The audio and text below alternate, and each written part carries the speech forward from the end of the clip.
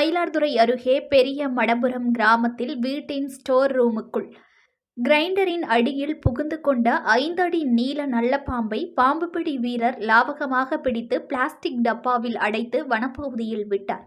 மயிலாடுதுறை மாவட்டம் தரங்கம்பாடி தாலுகா பெரிய மடபுரம் தெற்கு தெருவைச் சேர்ந்தவர் செந்தில்குமார். இவரது வீட்டில் இன்று நல்ல பாம்பு ஒன்று உள்ளே புகுந்தது.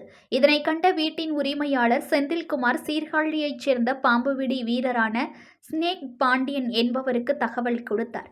இதனையடுத்து அங்கு விரைந்து சென்ற பாண்டியன் வீட்டின் ஸ்டோர் ரூமிற்குள் புகுந்த அங்கு இருந்த கிரைண்டருக்குள் அடியில் பதுங்கியிருந்த 5 அடி நீள நல்ல பாம்பை லாவகமாக பிடித்து பிளாஸ்டிக் டப்பாவில் அடைத்தார்.